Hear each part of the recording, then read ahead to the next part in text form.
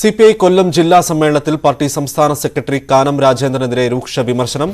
സംസ്ഥാന സെക്രട്ടറി നാവ് പണയം വയ്ക്കാൻ പാടില്ലെന്നും പല പ്രധാന വിഷയങ്ങളിലും മൗനം പാലിക്കുന്നതായും വിമർശനമുയർന്നു. പാർലമെന്റ് തെരഞ്ഞെടുപ്പിൽ വീഴ്ചയുണ്ടായിട്ടും നിയമസഭാ തെരഞ്ഞെടുപ്പിൽ സിപിഎമ്മിന് സീറ്റ് കൂടി, എന്നാൽ സിപിഐക്ക് സീറ്റ് കുറഞ്ഞെന്നും പ്രതിനിധികൾ വിമർശിച്ചു. വി വിനോദാണ് ചേരുന്നത്. വിനോദ്, എത്തരത്തിലുള്ള വിമർശനങ്ങളാണ് ഈ ജില്ലാ സമ്മേളനത്തിൽ ഉയർന്നത്?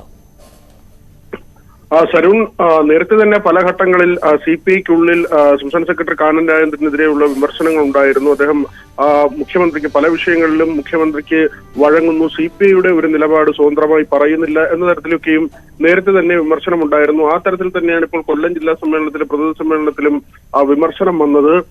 നാവ് പണയം വെക്കരുത്, അഭിപ്രായം സ്വതന്ത്രമായി പറയാൻ കഴിയണം, പ്രധാനപ്പെട്ട വിഷയങ്ങളിൽ സെക്രട്ടറി അഭിപ്രായം പറയാതെ മാറി നിൽക്കുന്നത് ശരിയല്ല തുടങ്ങിയ തരത്തിലുള്ള വിമർശനങ്ങളാണ് ഉണ്ടായത്. അതോടൊപ്പം തന്നെ പാർട്ടിയുടെ സംഘടനാ സംവിധാനവും സർക്കാരിൽ കിട്ടുന്ന പ്രാതിനിധ്യവും സംബന്ധിച്ചുള്ള പരാതികളും ഉയർന്നു. പലയിടങ്ങളിലും പ്രവർത്തനത്തിന്റെ പോരായ്മയുണ്ട്. അതോടൊപ്പം സർക്കാർ അധികാരത്തിൽ വരുമ്പോൾ പ്രധാനപ്പെട്ട വകുപ്പുകൾ സംഘടനാ നേതൃത്വം ചോദിച്ചു വാങ്ങുന്നില്ല, തീർത്തും പ്രധാനമായ വകുപ്പുകളിലേക്ക് ഒതുങ്ങിപ്പോകുന്നു. മാത്രവുമല്ല, ചെറിയ ടീമിലേക്കാണെങ്കിലും മുഖ്യമന്ത്രി സ്ഥാനം ചോദിച്ചു വാങ്ങേണ്ടതാണ്.